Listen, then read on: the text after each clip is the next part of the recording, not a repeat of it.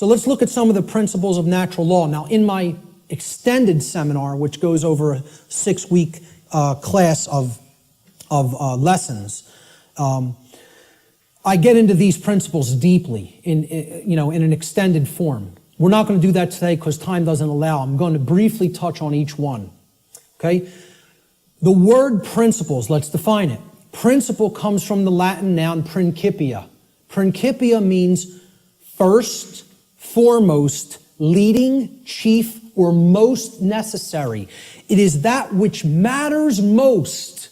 It is the first things that must be understood before anything else can be understood. Principles have to come first. And this is the problem. Our society does not put principles first. It puts trivialities first, and we're no longer a society that even cares about principles or first things. So first things first. First things or principles have to come first.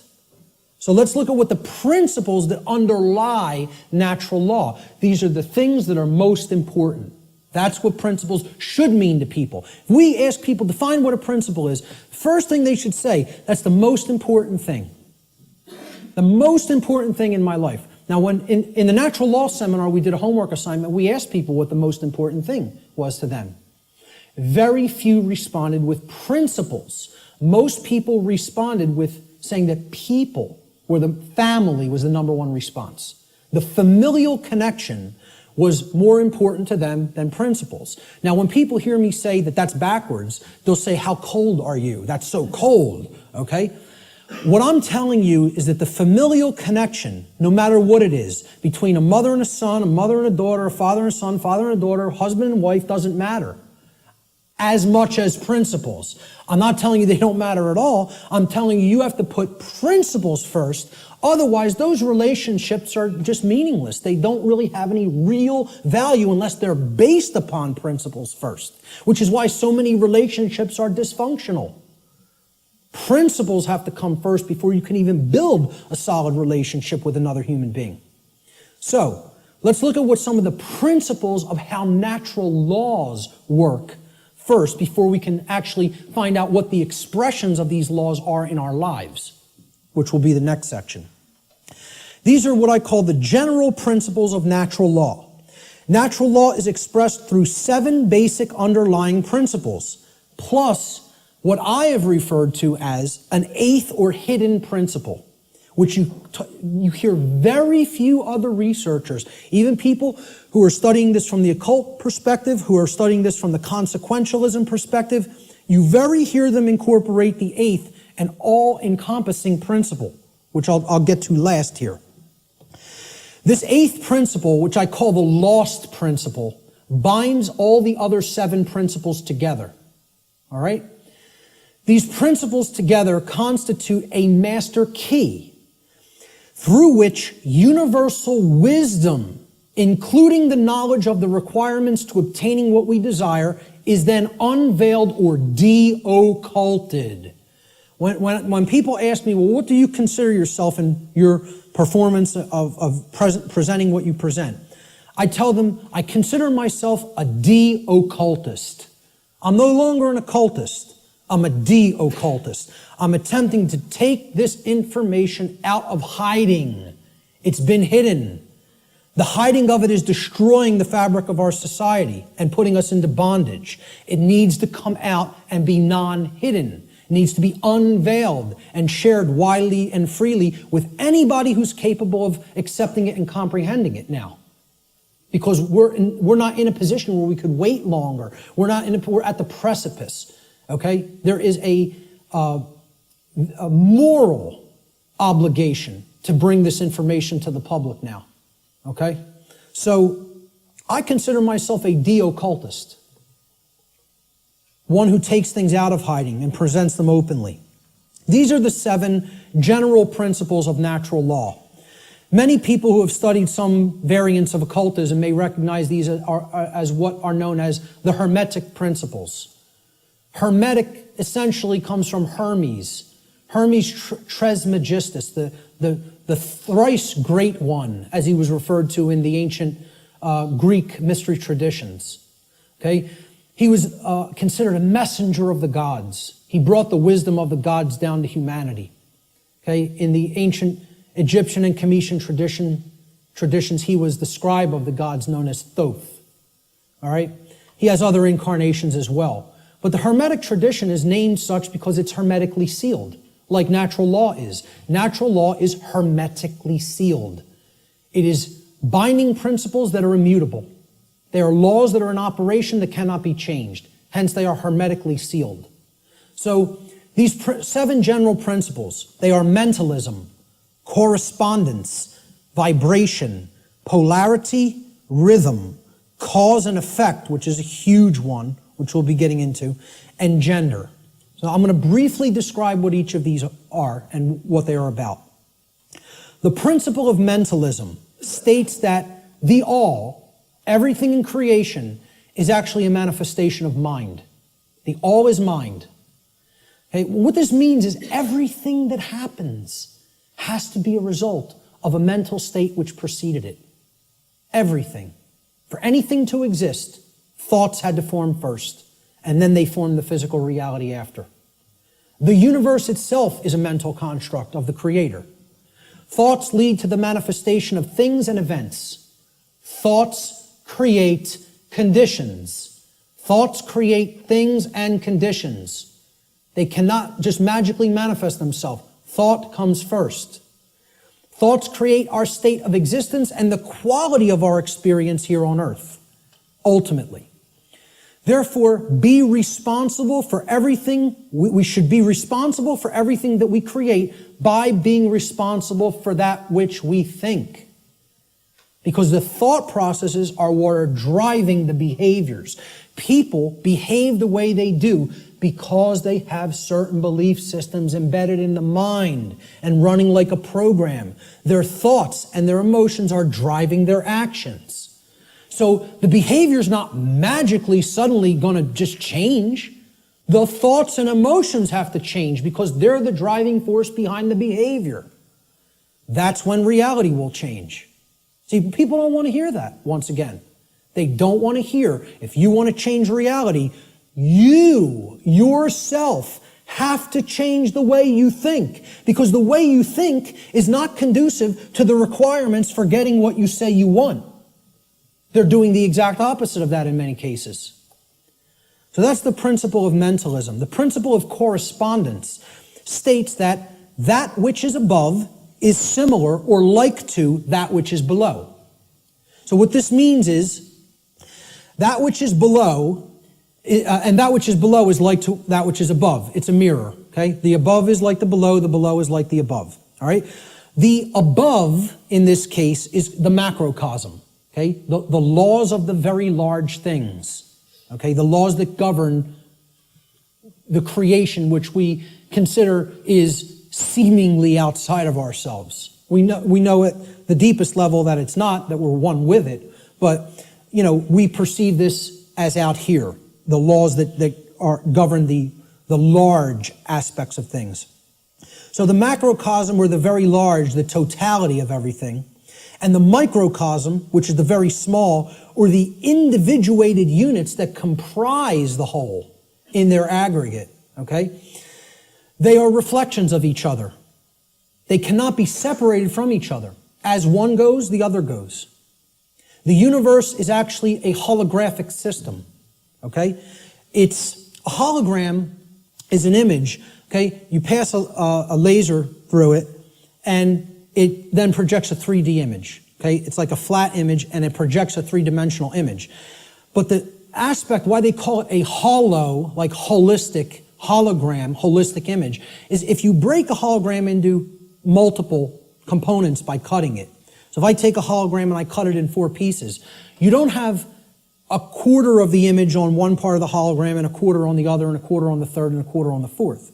You have 4 whole images that only lose their resolution by a quarter. Okay? So everything is contained in all the smaller parts. Okay? That's like the reality that we're living in. Our universe is a holographic one. So the universe is inside the individual. And the entire universe is like an individual. They're reflections of each other. To know the workings of the individual will help lead us to an understanding of the macrocosmic laws. Similarly, to learn the macrocosmic laws will help us to learn the way that consciousness within the individual functions. These two things cannot be separated from each other. And once again, as I said near the beginning, that's what occulted knowledge is. The knowledge of the occult is how the microcosmic world works, which is the individuated consciousness, and how the macrocosmic world works, which is natural law. So the other part of the principle of correspondence is that our reality is also fractal in nature. Now, if you studied fractals, these are self-similar mathematical generated patterns, okay? We see this through things like Fibonacci sequence in mathematics, and this is repeated endlessly throughout nature. Okay, so you look at the structure of the atom, and it's similar to the structure of the solar system, which is similar to the structure of the galaxy. They work the same way. They look the same. You pull back enough, you'll keep seeing the same pattern repeat. Everybody ever see the movie that was done in, I think, the 1970s or 80s? It's a short, like 10-minute clip. It's called Powers of 10. Has anybody ever seen this? Yes. A couple people. Watch this movie, Powers of 10, and you'll understand what I'm talking about when I say that the universe is fractal in nature. Brilliant movie. It will blow your mind. Real short, 10 minutes long, something like 9 or 10 minutes long.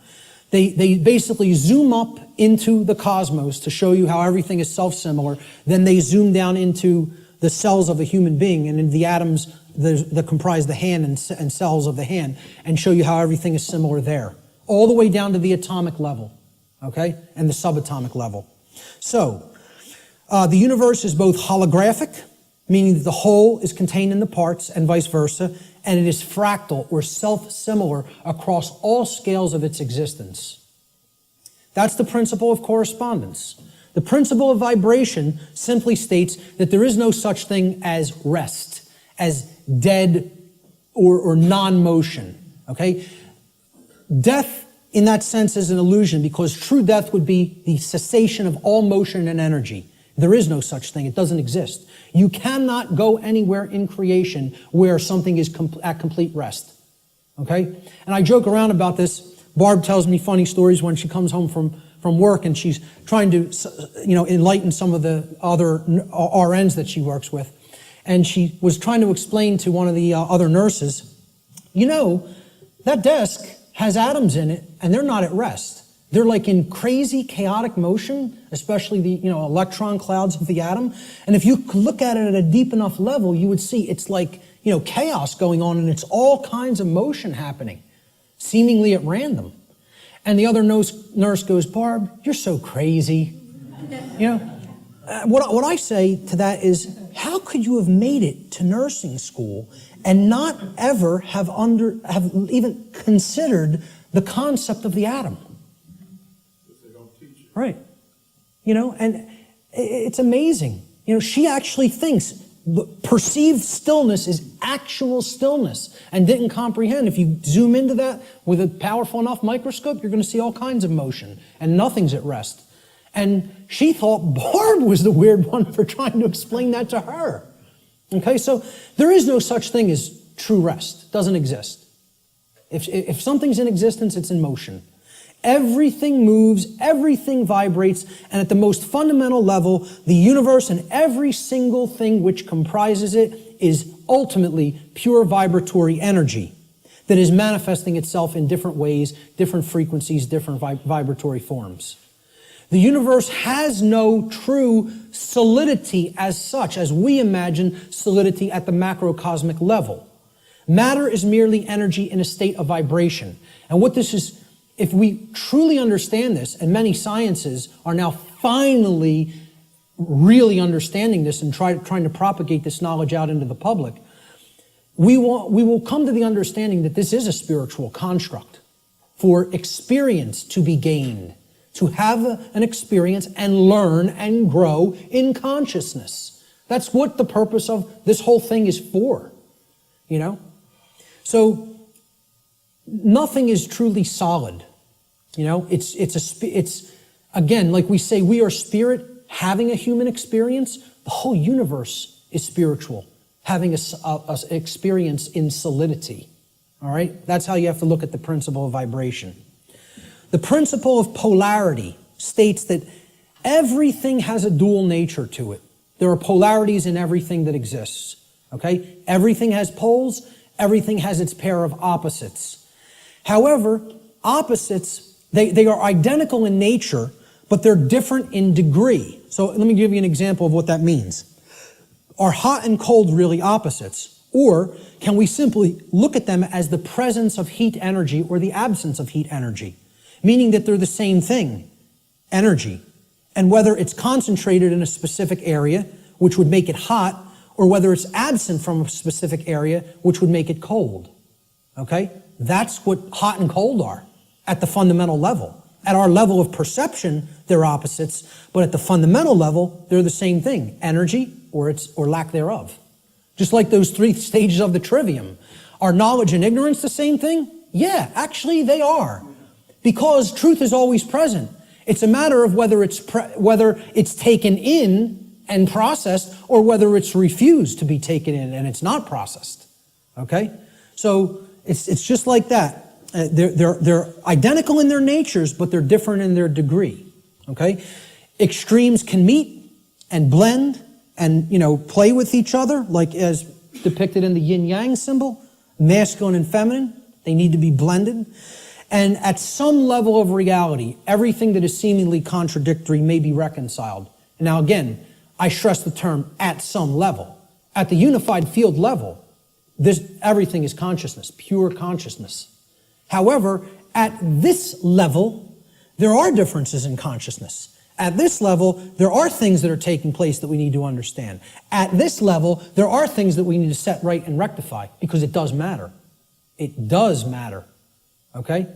So, again, be careful with some of the New Age-isms that get put out there.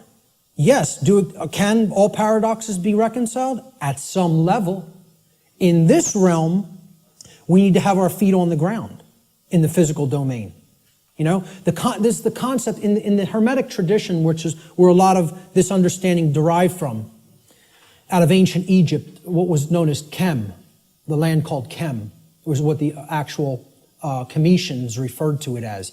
The word Egypt is a bastardization of the capital, the Greek pronunciation of the capital city of Kem, which was Memphis at one point. And that city was referred to as Hygeptos in Greek. And that became Egypt in English. But the original name for Egypt was Kem. That's simply called black or dark in their language. It was the black land. And we get the word alchemy, which means, again, al, from. Okay? It means from the black land, al-kemet, which is where alchemy comes from. And that means out of darkness, this knowledge will come and bring light. Because a lot of these mystery tradition teachings do come from Kem. And also the people who took it from Kem and started to propagate it in other areas were the Greeks in the Greek mystery traditions. And again, there was light sides and dark sides to all these mystery traditions. Okay? There were some who used the knowledge wisely and tried to propagate it and tried to elevate human consciousness, and there were those who wanted to use it selfishly for their own benefit and to control others. So my point was that in the Egyptian mystery tradition, I lost my train of thought there, I'm sorry. I was talking about all paradoxes may be reconciled at some level.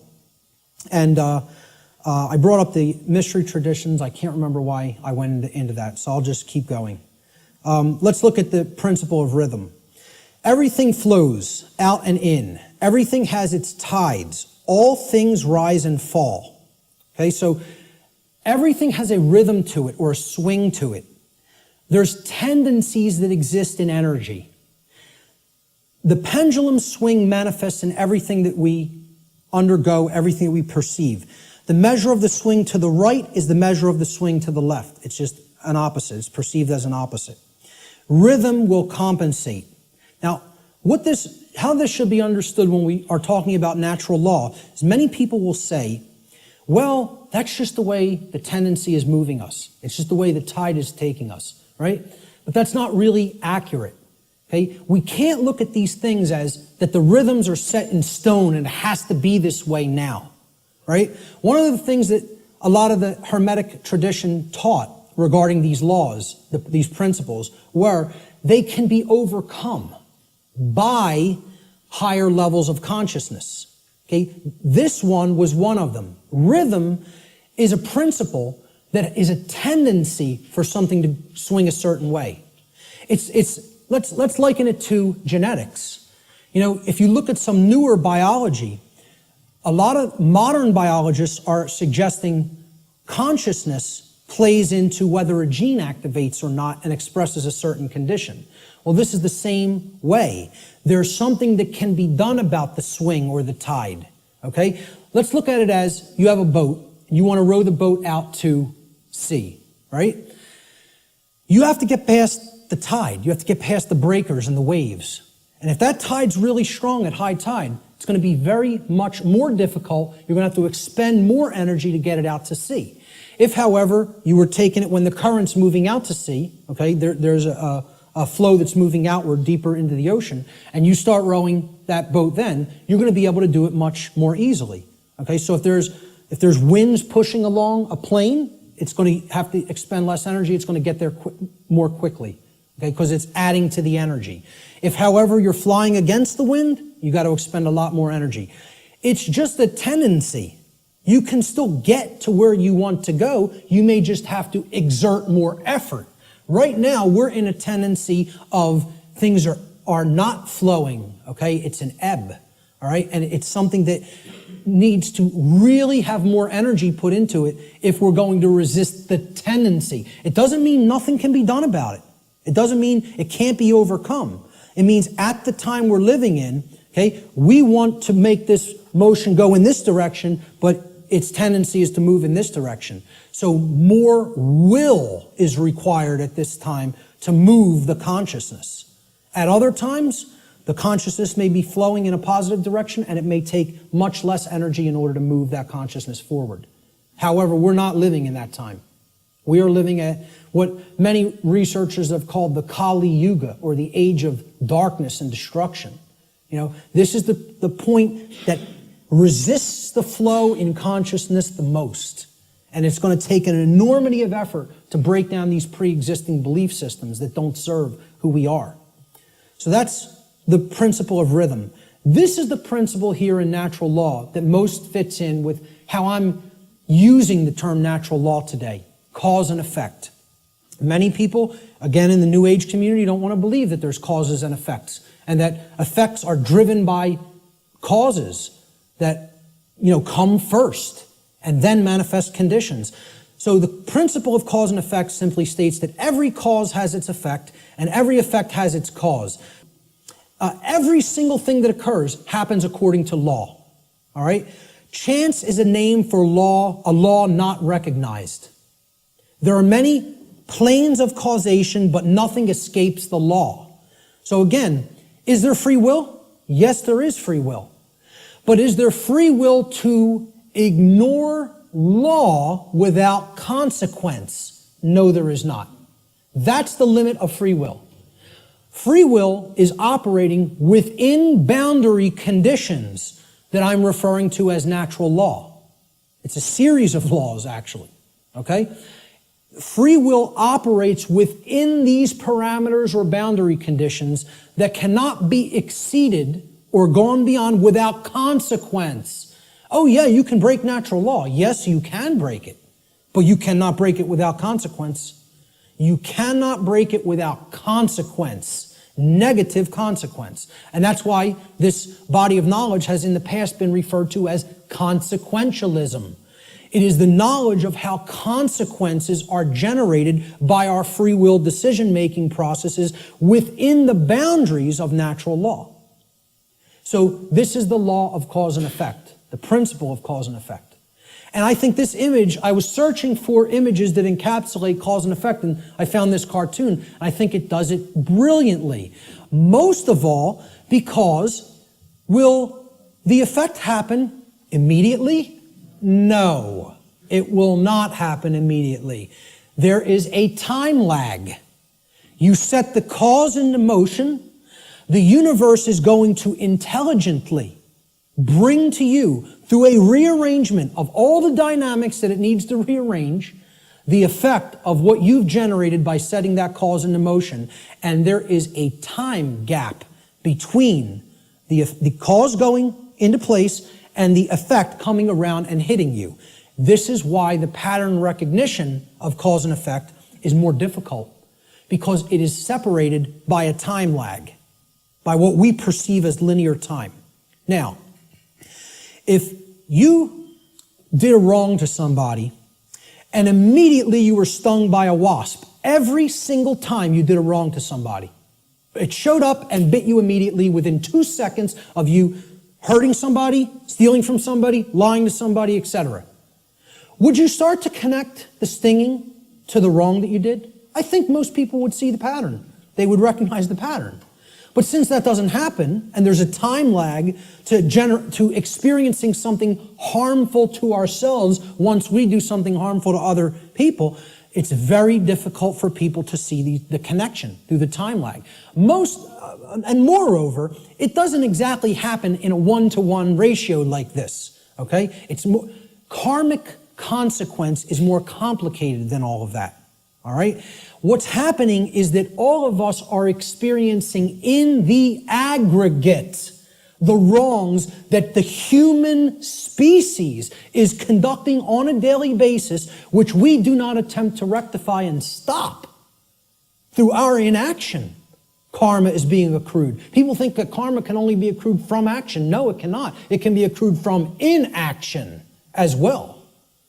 And that's where many people in our society is. They're not taking any action, and they're willing to let evil run unchecked. So this is ultimately going to come back and bite us, you know, and what we set into motion is going to actually topple over onto us if we don't change our thoughts, emotions, and behaviors. Nothing escapes law. We are bound by it eternally. You know, let me just go back. I'll leave it on this slide for a moment. You know, for some people familiar with my work, you've seen me break down the Matrix trilogy. And the law of cause and effect is brought forward extensively in the second Matrix movie, The Matrix Reloaded. And the scene that encapsulates this the most is the character of the Merovingian, who tells to the heroes who want to be free from the Matrix and its control, okay? You are coming to me without an understanding of why you are in this position. You don't understand the causal factors that have led to the current conditions that are in place. Therefore, you are coming to me with no power to effect change. You are powerless. So why should I help you? You're powerless because you lack knowledge and understanding of what set these events into motion. Why? The question why, he says, why is the only source of real power. Without why, you are powerless. He's talking about cause and effect, and he says it specifically. Causality, he calls the only real truth. And this is the villain. The words of truth come through it's a big technique in Hollywood too. The words of truth are spoken by the villain in the movie or in the series, okay? But if you listen, and there is a twist, a dark twist to what he says. He says free will is like an illusion. No, it is not. That's where the dark occultist is trying to trip up the heroes. There are both free will and natural law. He tries to say free will. The Morpheus character says to him, everything starts with choice. And Morpheus is correct. Our choices set that causality into motion before it becomes an effect. And the Merovingian tries to tell him, no, there is no free will. That's where the dark occultist will give you the bulk of truth and then poison it with that one thing he wants to get you to accept. Okay? So the next thing that needs to be understood is the two planes. All right? There's the plane of effects and then there's the plane of causes. No power to affect any change lies on the plane of effects, which is the physical manifested reality. Again, what already is, nothing can be done about. What already is, you cannot change. You cannot change the past. You can change what it is starting now and make sure that it gets changed in the future. But right now, what is the truth, and all you could do is accept that or reject it. You can't change the past. So the physical world that is manifested up to this point happened because of things that occurred in the past. The causes happened in the past. Nothing you can do about that right now. Okay?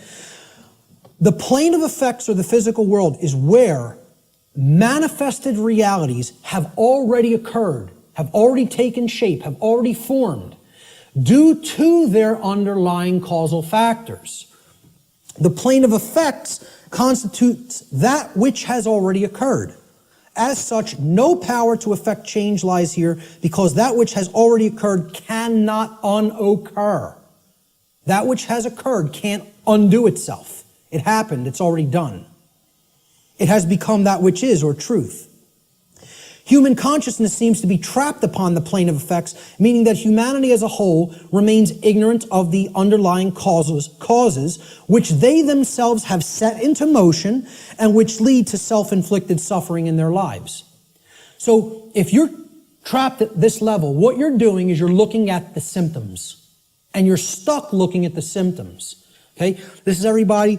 Oh, there's a political solution to this. We need to vote in the right people. Oh, there's a financial solution to this. We just need to set the right monetary policy.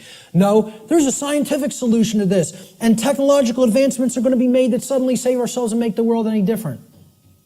And they think all of this is going to be done while slavery is still in place. Well, again, good luck with that. Let me know how it works out. Okay? I speak at free energy related events. I work with the Tesla Science Foundation.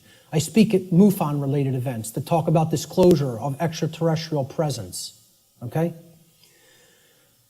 Both of these communities don't understand. The things that they say they want are impossible. And I'm going to start talking about them in this way more openly, you know, because I've kind of like given them some soft teachings, and I think they need to hear it a little bit more harshly, because both of these communities are not talking about morality to the extent that they need to. They think we're going to have free energy, but nothing's going to change as far as the social structure of the world goes. We'll just develop free energy and that'll magically save us. We'll still have slavery, but free energy will be here and the world will be a magically better place. The UFO community, they often think, oh, we're going to get disclosure. They're going to come out and tell us everything they know about other intelligences that are out there in the galaxy and in the universe with us, okay? And they think they're going to get that in a climate of slavery. Well, good luck with all those things. You got to take down the existing structure first, okay? People think, oh, we got to build the new world while the old one decays. You have to destroy the existing power structure with the power of truth before anything new is going to grow here. Because this place is a garden full of weeds, of poisoned ideologies and completely erroneous belief systems that have no bearing on truth whatsoever and cannot get us what we say we want. Until those thoughts are changed, don't expect the results you want. So to the free energy movement, I say, you're never going to get free energy in a climate of slavery. To the UFO community, I say, you will never get disclosure in a climate of slavery. Slavery has to end first. Then you could get what you say you want. So, again, no power to effect any change lies in the world of effects. Cannot be done. You are rearranging the deck chairs on the Titanic while it sinks. You're not creating any change doing those things because the underlying causes aren't changing. And the underlying causes are how we think, how we feel, and how we behave. And no one wants to look at that. They want to think all those things can stay in place and I can magically get what I want. I want to keep my hand over the fire, but I don't want it to burn and blister. Well, enjoy. See, find out what you get when you do that. Because that's what we're doing when it comes to natural law. So let's look at the plane of causality. This is the other plane. This is the mental realm, the mental world. Again, according to the law of mentalism, the first principle of natural law, everything that manifests must first manifest in mind before it can manifest physically. So again, if the plane of causality is the mental world that's generating the causes in mind, Okay? Everything is happening there first, and then it is trickling down to the physical domain. It is manifesting in the physical domain only after it has manifested in the mental world. The plane of causality is where causes are set into motion prior to those causes manifesting as formed realities in the plane of effects. This plane of causality constitutes the causal factors, the why, which underlies and precedes all manifested things and events. All power to effect change lies on this plane of reality. Human consciousness must move away from the plane of effects and to the plane of causality in order for human beings to understand the causal factors of the conditions which they are collectively manifesting in their lives. Only then will humanity be able to co-create their shared reality on a conscious level, meaning with an understanding of how natural law operates, rather than on an unconscious level, meaning that we don't understand how natural law operates. And I just look at it in a simple graphic, in a simple, chart or graph. This is the higher realm. This is the world of causality, the mental world, the why, the underlying causal factors, okay, that precede conditions which are manifested. This is where our consciousness has to go, because this is where all power to effect change is at, in the understanding of why that manifested to begin with. So these are the symptoms. This line could be looked at as the diagnosis. You have to make that diagnosis and get to the underlying causal factors that lead to the symptoms. Okay? The plane of effects, on the other hand, meaning the physical world, is the manifested realm. That which has already occurred, that cannot be undone. At least in the present moment. You could start in the present to undo it in the future. But as far as the present moment and all moments in the past go, you're not changing that. That's truth. That's what is. Okay? That's already manifested. You can't change it. No power to effect change lies in continuously analyzing the symptoms. You got to do that long enough that you know where the problem's at. You've made the diagnosis. Now you can get to the causal factors and start going to work changing those causes. Okay? Unfortunately, this plane, the plane of effects, seems to be where human consciousness in the aggregate is trapped. It can't seem to get past there. Even if it recognizes the problem, it wants to keep describing the problem. It wants to keep describing the prison. It doesn't want to look at the causal factors because it's afraid of what the causal factors are. It doesn't want to acknowledge the causal factors lie in how we think, feel, and act, and until those things are changed, the external manifestation cannot change. That takes responsibility. The final principle of the 7 principles of natural law, at least the formalized ones, are gender. Again, I'm going to talk about an 8th lost one. Gender exists in everything. Everything has its masculine and its feminine components or principles. We've already seen that when it comes to the human brain, consciousness, worldview, etc. Gender manifests on all planes of existence. Spiritual, mental, physical, everything. Okay? Very simple concept. What I want to briefly talk about is mental gender. Mental gender is the state of coexistence between the masculine and feminine aspects of the mind.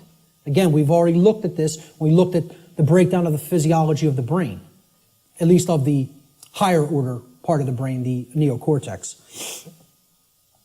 Our left brain hemisphere largely facilitates the masculine aspects of the mind, or the intellect, logic, analytical thought, linear thought processes, while the right brain hemisphere largely facilitates the feminine aspect, or intuition, meaning creativity, compassion, and holistic thought processes.